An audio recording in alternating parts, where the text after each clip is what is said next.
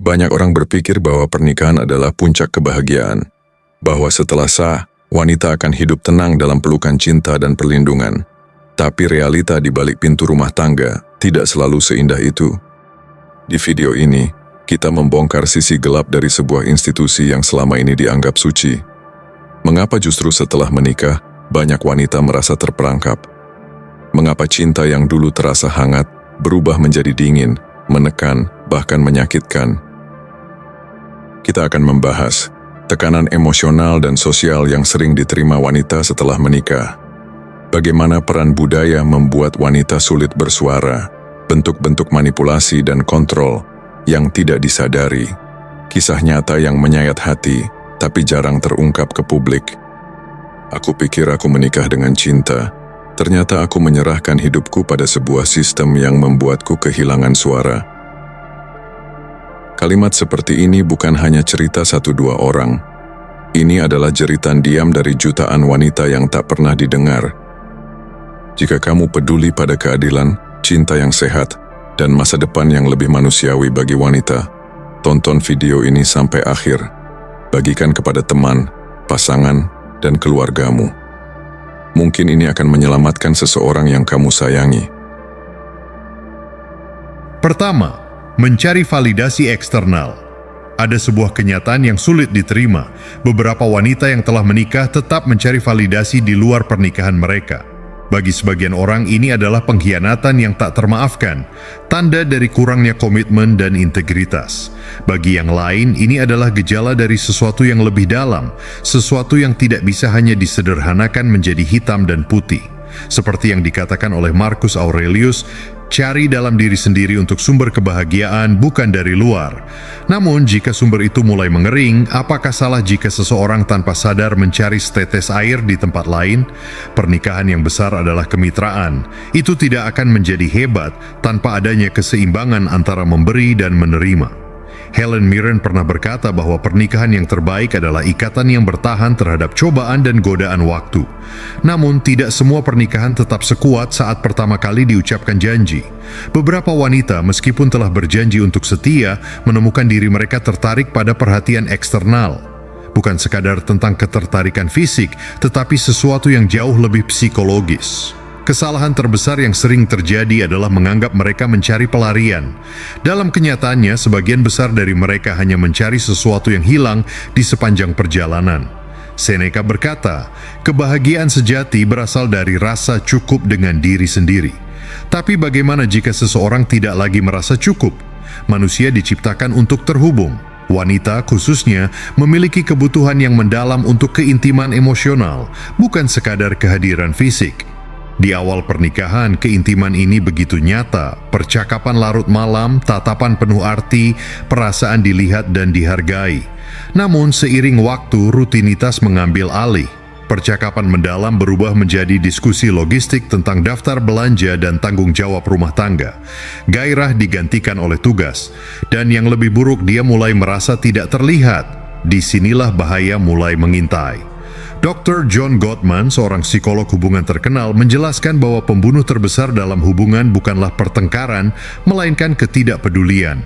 Ketika seorang wanita tidak lagi merasa diperhatikan oleh suaminya, alam bawah sadarnya mulai mencari validasi di tempat lain, terkadang tanpa disadari. Epictetus mengajarkan, hanya orang bodoh yang mencari validasi dari luar dirinya. Tapi bagaimana jika lingkungan yang seharusnya menjadi sumber validasi malah membuat seseorang merasa tidak diinginkan? Manusia akan melakukan apa saja untuk menghindari kesepian, bahkan jika itu berarti kehilangan diri mereka sendiri dalam prosesnya.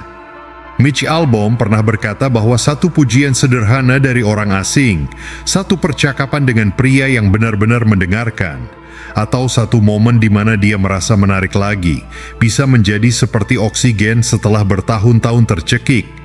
Pernikahan membawa serta stabilitas, tetapi sisi gelap dari stabilitas seringkali membunuh gairah. Dalam psikologi, ini disebut efek Coolidge. di mana hal baru memicu hasrat. Baik pria maupun wanita tertarik pada kejutan dan ketidakpastian. Jika seorang wanita telah menikah selama bertahun-tahun dan setiap hari terasa sama, maka secerca hal baru dapat terasa menggetarkan. Bukan karena dia tidak mencintai suaminya, bukan karena dia tidak setia, tetapi karena dia merindukan sensasi merasa diinginkan. Kita paling hidup ketika kita merasa dicintai dan diinginkan. Tapi cinta bukan hanya tentang bertahan bersama, melainkan tentang memilih satu sama lain setiap hari. F. Scott Fitzgerald pernah berkata bahwa seorang wanita merasa paling berkuasa ketika dia dikejar, ketika dia tahu bahwa dia adalah keinginan seseorang. Itu mengingatkannya pada dirinya yang dulu, lebih muda, lebih percaya diri, seseorang yang merasa menarik tanpa usaha. Bahkan jika dia tidak pernah berniat untuk melampaui batas, ia mungkin mulai berjalan mendekatinya hanya karena di momen-momen itu dia merasa hidup kembali. Kedua, hilangnya identitas sosial. Ada satu alasan lain yang jarang dibicarakan tentang mengapa beberapa wanita yang sudah menikah mencari validasi di luar. Hilangnya identitas sosial. Banyak wanita setelah menikah mulai merasa bahwa mereka bukan lagi individu.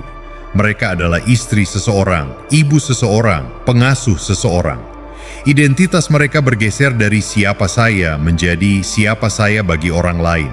Sebelum menikah, dia adalah individu dengan impian, minat, dan hasratnya sendiri. Setelah menikah, dia didefinisikan oleh perannya sebagai pendamping, ibu, dan penopang keluarga. Peran ini memang mulia, tetapi bisa juga membatasi. Jika seorang wanita tidak lagi merasa seperti dirinya sendiri, dia mungkin mulai mencari interaksi yang membuatnya merasa bebas dari peran tersebut. Dan terkadang interaksi itu datang dalam bentuk perhatian dari pria lain. Jadi, apakah mencari validasi di luar pernikahan adalah sebuah kesalahan? Stoicisme mengajarkan kita untuk menemukan kebahagiaan dalam diri sendiri, tetapi juga untuk memahami sifat manusia tanpa menghakimi secara tergesa-gesa. Seperti yang dikatakan oleh Epictetus, kita tidak bisa mengendalikan apa yang terjadi pada kita, tetapi kita bisa mengendalikan bagaimana kita bereaksi. Mungkin, alih-alih mengutuk fenomena ini, kita harus memahami akar permasalahannya. Apakah seseorang merasa cukup diperhatikan, dihargai, dan dicintai dalam pernikahannya? Jika tidak, mungkin yang harus diubah bukanlah perasaannya, tetapi caranya membangun kembali koneksi yang hilang. Ketiga, permainan pembenaran. Pikiran akan selalu menemukan cara untuk membenarkan apa yang telah diputuskan hati. Tidak ada yang tiba-tiba bangun dan berkata, "Hari ini saya akan mengkhianati pernikahan saya." Itu bukan cara kerja realitas. Pengkhianatan, baik fisik maupun emosional, bukanlah ledakan mendadak, melainkan erosi yang lambat. Seperti tetesan air yang mengikis batu, setiap pembenaran kecil menyiapkan jalan bagi yang lebih besar. Jika seseorang mulai melakukan sesuatu yang salah, ia akan menemukan pembenaran untuk itu, kata Epictetus. Dan disinilah kebijaksanaan Stoik menghadapi realitas psikologis manusia. Apakah kita benar-benar memilih atau hanya mengikuti naluri yang kita justifikasi di sepanjang jalan? Ketika seorang wanita yang sudah menikah mulai terlibat dalam perilaku berisiko secara emosional atau fisik, itu tidak terjadi sekaligus. Itu adalah proses yang bertahap, seringkali dimulai dengan sesuatu yang tampak tidak berbahaya. Apa salahnya? Aku hanya berbicara dengannya. Tidak ada yang salah dengan itu. Tidak seperti aku berselingkuh, aku hanya menikmati momen. Otak manusia adalah ahli dalam menipu dirinya sendiri. Jika sesuatu terasa baik tetapi bertentangan dengan nilai moral seseorang, pikiran menciptakan alasan untuk menjembatani kesenjangan. Psikolog menyebut ini disonansi kognitif, ketegangan yang muncul ketika tindakan kita bertentangan dengan keyakinan kita. Orang yang paling mudah dibodohi adalah diri sendiri, kata Richard Feynman. Dan ketika ketegangan itu menjadi terlalu berat untuk ditanggung, pikiran membengkokkan kenyataan untuk melindungi dirinya sendiri. Seorang wanita yang sebelumnya setia mulai memainkan permainan mental. Dia meremehkan tindakannya. Ini hanya godaan, bukan sesuatu yang serius. Dia mengalihkan kesalahan. Jika suamiku lebih memperhatikanku, aku tidak akan merasa butuh validasi ini. Dia mengkotak-kotakan perilakunya. Ini tidak ada hubungannya dengan pernikahanku. Ini hanya sesuatu untuk diriku sendiri. Namun, semakin sering dia membenarkan, semakin jauh dia melangkah. Bagi banyak wanita yang sudah menikah, pengkhianatan pertama bukanlah fisik, tetapi emosional. Dan justru karena itulah hal ini menjadi lebih berbahaya. Dengan perselingkuhan fisik, batasnya jelas. Tidak ada area abu-abu dalam tindakan berciuman atau berhubungan intim. Tapi perselingkuhan emosional, itu adalah wilayah abu-abu yang licin. Teks larut malam, percakapan mendalam, berbagi impian dan ketakutan dengan pria lain, semuanya tampak tak berbahaya hingga dia mulai merasa lebih terhubung secara emosional dengan pria itu dibandingkan dengan suaminya.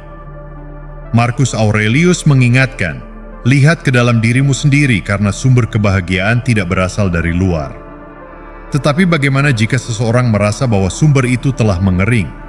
Inilah dilema yang sering dihadapi wanita yang telah lama menikah. Mereka mulai membangun dunia rahasia yang memberikan mereka sesuatu yang tidak lagi mereka temukan dalam pernikahan. Saya pantas menerima ini. Ini adalah rasionalisasi terakhir dan paling berbahaya. Pada tahap ini, dia tidak lagi melihat tindakannya sebagai sesuatu yang salah. Dalam benaknya, mereka sepenuhnya dibenarkan. Saya telah berkorban begitu banyak untuk pernikahan ini. Saya pantas untuk merasa bahagia lagi. Dia mengabaikan saya selama bertahun-tahun. Jika dia tidak peduli, mengapa saya harus peduli? Saya telah setia begitu lama dan itu tidak membawa saya kemanapun. Apa gunanya? Pada titik ini, hubungan emosional yang dia bangun dengan pria lain terasa lebih nyata daripada pernikahan itu sendiri.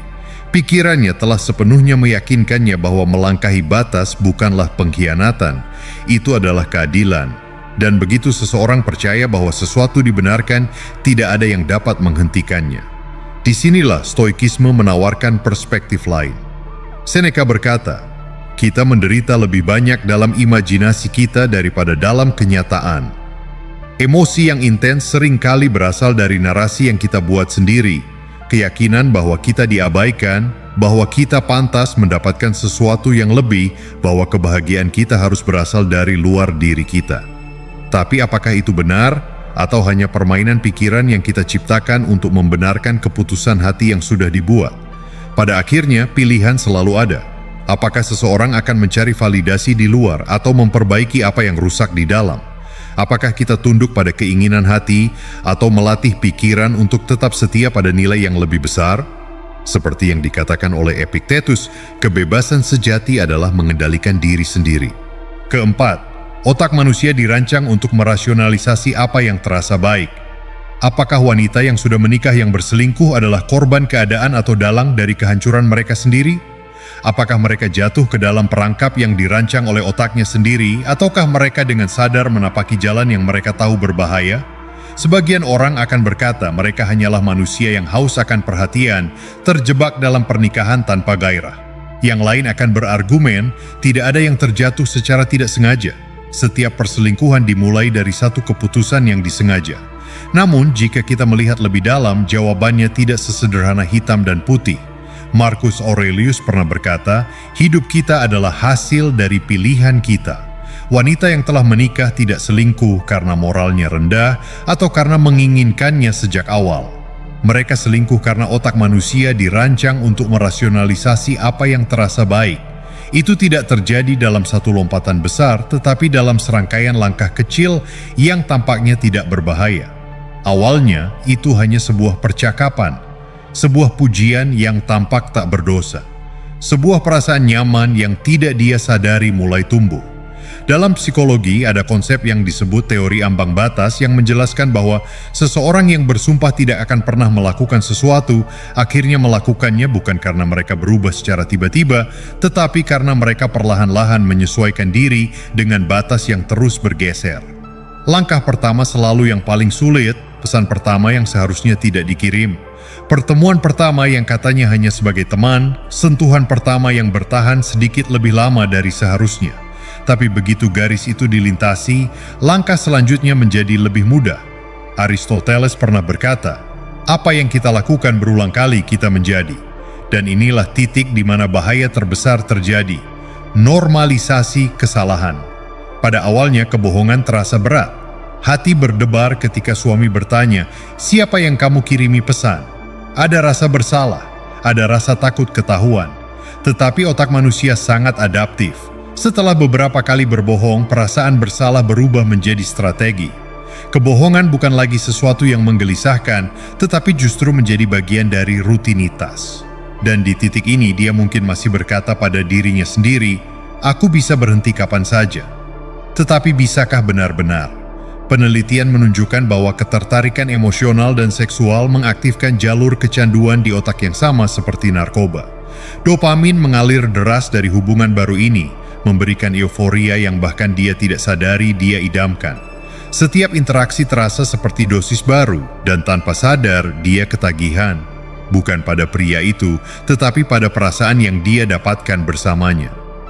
Seneca pernah berkata, keinginan yang tidak terkendali hanya akan mencari lebih banyak, dan disinilah titik tanpa kembali terjadi. Saat dia mulai melihat pernikahannya bukan lagi sebagai hubungan utamanya, ketika suaminya hanya menjadi pria lain di rumahnya, dan keintiman yang sebenarnya, gairah yang nyata, terjadi di tempat lain. Dari sini hanya ada dua akhir cerita. Dia tertangkap dan semuanya berantakan, atau dia meninggalkan pernikahannya, meyakinkan dirinya sendiri bahwa dia tidak bisa lagi menjalani hidup ganda. Tetapi pertanyaan sebenarnya adalah, apakah dia benar-benar meninggalkan pernikahan karena cinta telah mati, atau karena dia telah membiarkan pikirannya tertipu oleh ilusi? Marcus Aurelius pernah berkata, "Anda memiliki kuasa atas pikiran Anda, bukan atas peristiwa luar. Sadarilah ini, dan Anda akan menemukan kekuatan." Stoikisme mengajarkan bahwa bukan keadaan yang membuat seseorang bertindak, tetapi bagaimana dia meresponsnya. Wanita yang selingkuh bukan korban, tetapi juga bukan iblis. Mereka adalah manusia yang terjebak dalam labirin emosi yang mereka ciptakan sendiri. Jika Anda memahami ini, maka Anda memiliki kekuatan untuk mengenali tanda-tanda sebelum semuanya terlambat, kekuatan untuk membaca di balik kata-kata, kekuatan untuk melihat permainan yang tidak terlihat oleh orang lain. Dan dengan pengetahuan itu, Anda tidak akan pernah buta terhadap permainan ini lagi. Sampai jumpa di video berikutnya.